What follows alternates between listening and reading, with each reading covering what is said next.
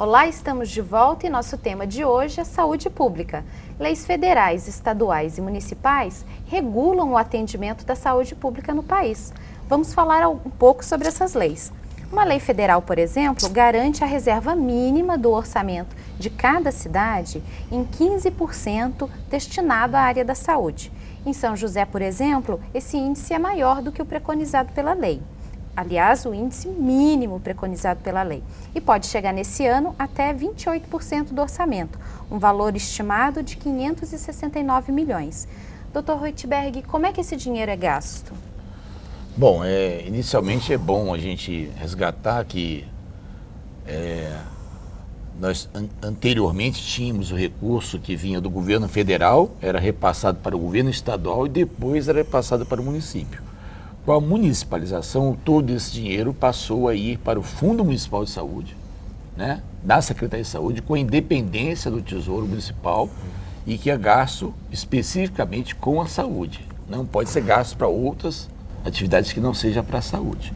E como é composto esse recurso, esse orçamento? Quanto é dinheiro direto do município, quanto vem do governo federal e quanto vem do estado? Então, para entender, desses mais de 500 milhões de reais, né, mais de R$500 bilhão que é colocado na saúde em São José dos Campos, nós temos aí em torno de mais de 70% desse dinheiro é colocado da prefeitura no Fundo Municipal de Saúde para a saúde. Mais de 70%.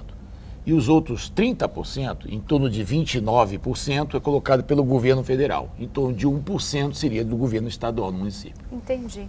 Agora, desses 560 milhões, quanto se gasta com manutenção? Quanto se gasta com novos investimentos? Como é que esse dinheiro é utilizado? Como é que ele circula dentro da saúde? O que a gente tem trabalhado, que uma das partes principais que a gente tem de gasto do orçamento está sendo com recurso humano. Se a gente colocar o recurso humano que nós pagamos do funcionário direto contratado pela saúde, mais as organizações sociais, mais os encargos que são colocados em todas essas situações, eu diria que a gente deve estar gastando aí em torno de uns 70% com isso. E 30% deve ficar aí para o custo de investimento. Então a gente tem que cada vez mais a gente reduzir os recursos que a gente possa fazer em cima das terceirizações para que a gente tenha mais capacidade de investimento e mais capacidade de custeio. Então esse é um grande nó para a gente, né? Então é um trabalho que tem que ser exercitado, tem que ser feito para que a gente possa ter mais capacidade de investimento. Dr. Gilson, como é que deve se pensar o orçamento da saúde especificamente? Como qualquer outro orçamento, né? Qual seria o índice ideal de manutenção de folha, de novos investimentos, e como é que essa discussão tem que ser feita? Tem que chamar a população para debater pontualmente a questão da saúde? Muito bem, eu vou aproveitar e pegar carona para uma resposta primeira. Fica à vontade. São José dos Campos coloca 28%. O piso Brasil deveria ser 15% do orçamento municipal.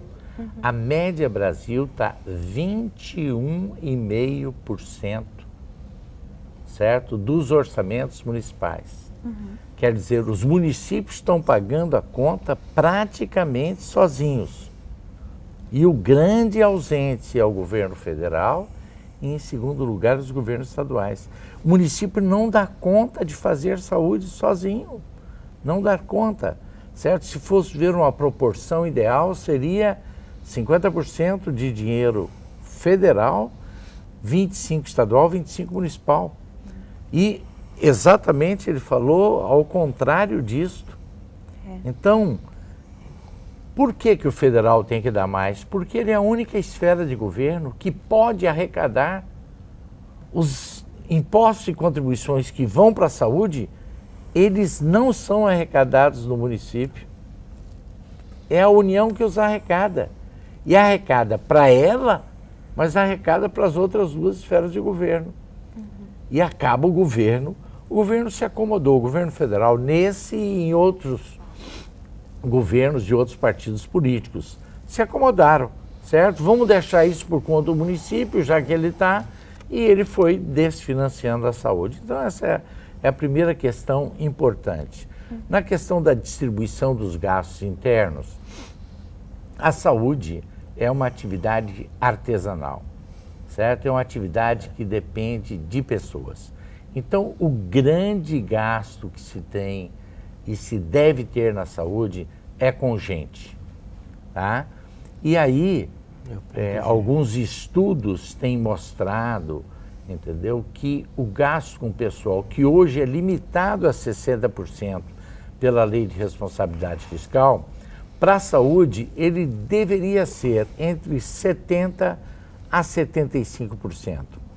E o restante, entre 25% a 30%, seria o dinheiro para as outras atividades, que aí vai ser para manutenção, certo?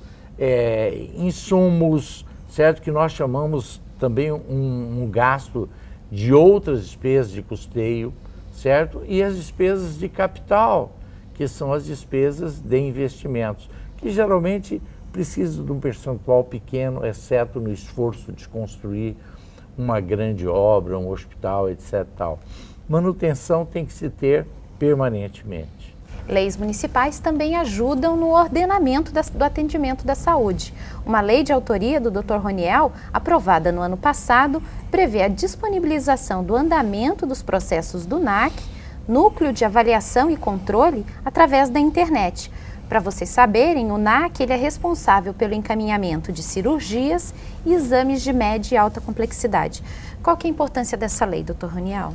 Basicamente, essa lei ela vem facilitar, né, para o cidadão comum tentar ter uma ideia de qual é o posicionamento dele na fila. Ele tinha um problema muito grande, primeiro de acesso, porque o NAC fisicamente ele está numa região que é na região norte, um pouco mais distante para algumas pessoas chegarem.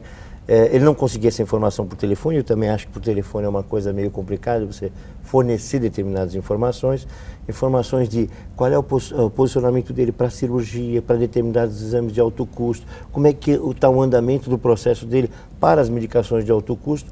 A ideia do projeto era tentar facilitar, para que o NAC coloque, por exemplo, o Roniel está na fila para uma cirurgia de vesícula número 2.315 hoje. Daqui 6 meses, 8 meses, esse número tem que mudar. Se ele estava em 2.800 e alguma coisa, ele tem que baixar para, sei lá, 2.100, 1.900, e ele tem como acompanhar, né? Não fica aquela coisa a cada X tempo a pessoa tem que ir no NAC, se reportar, aí eu falando, nós não temos aqui, não mudou nada, e ficava esse tipo de informação muito jogada. E o cidadão, ele hoje, até pela facilitação que ele tem, com a tal da internet, ele tem o direito de saber em que posicionamento ele está, como é que ele pode estar pegando esse tipo de informação. E outra lei, que aí também a Câmara estava participando, que foi por solicitação do nosso secretário, é aquela lei que você foi citada anteriormente, possibilitou, né, que alguns plantões e mesmo algumas unidades básicas de saúde conseguissem colocar médicos com valores diferenciados. Isso eu acho e faço questão de colocar, porque são leis que são dos grupos aqui e tem que ser faladas. Com relação a essa da transparência na lista do NAC, como é que está esse processo? Já está funcionando? E também qual que é o cenário hoje da fila por cirurgias e exames na cidade? Bom, nós estamos passando agora por um processo de transição onde parte do NAC, que é chamado DRC, Regulação e Controle, não mais NAC, ele é o chamado call center, aquela parte que faz o contato com o paciente, diz quando a cirurgia dele vai ser marcada, e depois confirma 2 dias antes, está indo para um processo para o IPLAN, onde as pessoas específicas fazem isso. E eles transmitem para a gente relatórios sobre o que aconteceu com esses pacientes, qual é a fila dele. Nós estamos exatamente no processo da transição, para depois a gente poder implantar a lei que o Dr. Roniel, aprovado por unanimidade na Câmara, seja colocado em prática na Secretaria de Saúde. Quanto à questão das cirurgias, eu já tinha colocado no módulo anterior, houve uma mudança no perfil desta fila. Nós estamos agora operando pacientes com complexidade maiores, como é a questão das cirurgias ortopédicas, né, que são cirurgias de grande porte, e também reduzimos o tempo de espera nessa fila. O ideal é a gente chegar com a fila zero, mas isso não vai acontecer nunca. Por quê? A gente pegou uma fila de 15 mil pessoas e operamos em torno de 12 mil. Hoje já tem na fila novamente 11 mil pessoas. que foi colocado aqui pelo Dr. Roniel. Quanto mais você melhora o sistema de saúde, mais outros municípios vêm para cá também. E mais pacientes também procuram. Uma série de pacientes que tinham dificuldade, entendendo que está melhorando, que começa a procurar. Nós também perdemos uma série de convênios médicos recentemente, com algumas demissões que aconteceram aqui na cidade. Esses pacientes vão direto para o SUS. E alguns convênios têm até fatores moderadores sobre procedimentos, quer dizer, o paciente tem que pagar alguma coisa ali. Então, com isso, ele procura o SUS, seja em exames de alto custo, seja em medicamentos de alto custo e até em cirurgias. E para encerrar esse bloco, nós vamos falar sobre uma atuação inédita da Câmara na área da saúde. Em dezembro do ano passado, a Câmara de Vereadores anunciou a devolução de R$7 milhões aos cofres públicos. A quantia faz parte do orçamento do Legislativo, economizado em 2013. É comum a devolução desses recursos, mas foi pela primeira vez que esse dinheiro foi carimbado diretamente para a área da saúde. Doutor Roniel, por que a área da saúde? Como é que se chegou a essa conclusão com os 21 vereadores? Eu sempre vou estar trabalhando muito mais na área da saúde, é o meu foco de vida.